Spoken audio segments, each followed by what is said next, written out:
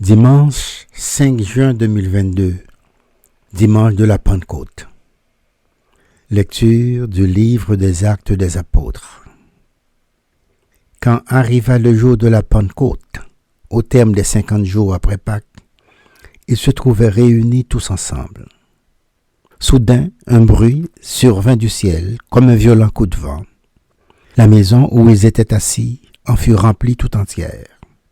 Alors leur apparurent des langues qu'on aurait dites de feu, qui se partageaient, et il s'imposa une sur chacun d'eux. Tous furent remplis d'Esprit Saint. Ils se mirent à parler en d'autres langues, et chacun s'exprimait selon le don de l'Esprit. Or, il y avait résidant à Jérusalem des Juifs religieux venant de toutes les nations sur le ciel. Lorsque ceux-ci entendirent la voix qui retentissait, ils se rassemblèrent en foule. Ils étaient en pleine confusion, parce que chacun d'eux entendait dans son propre dialecte ceux qui parlaient. Dans la stupéfaction et l'émerveillement, ils disaient : « Ces gens qui parlent, ne sont-ils pas tous galiléens ? Comment se fait-il que chacun de nous les entende dans son propre dialecte, sa langue maternelle ?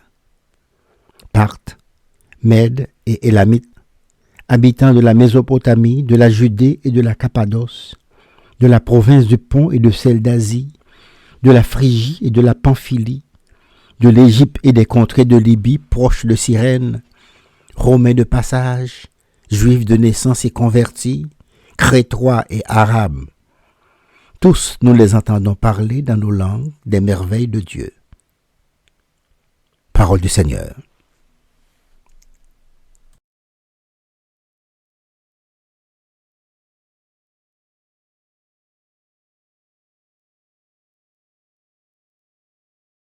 Ô Seigneur, envoie ton esprit qui renouvelle la face de la terre. Bénis le Seigneur, ô mon âme. Seigneur mon Dieu, tu es si grand. Quelle profusion dans tes œuvres, Seigneur. La terre s'emplit de tes biens. Ô Seigneur, envoie ton esprit qui renouvelle la face de la terre. Tu reprends leur souffle, ils expirent et retournent à leur poussière. Tu envoies ton souffle, ils sont créés. Tu renouvelles la face de la terre. Ô Seigneur, envoie ton esprit qui renouvelle la face de la terre. Gloire au Seigneur à tout jamais. Que Dieu se réjouisse en ses œuvres. Que mon poème lui soit agréable. Moi, je me réjouis dans le Seigneur. Ô Seigneur, envoie ton esprit qui renouvelle la face de la terre.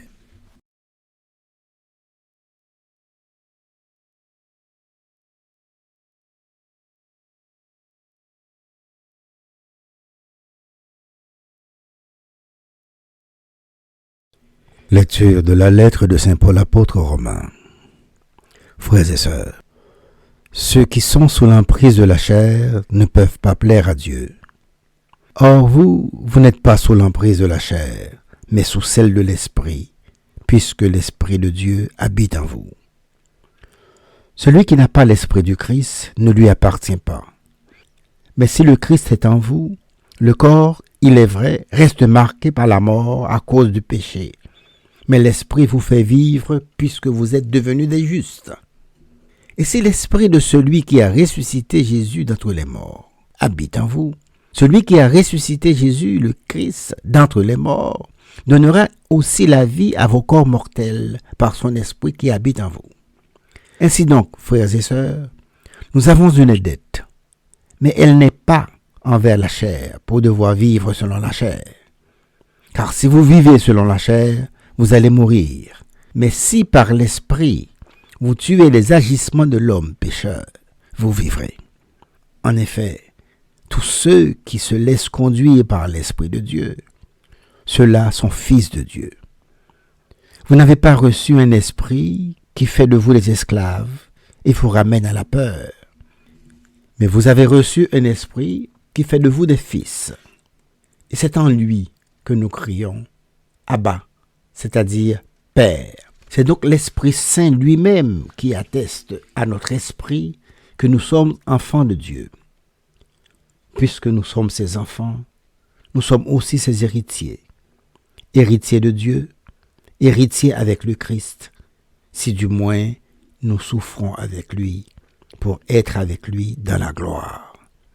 Parole du Seigneur.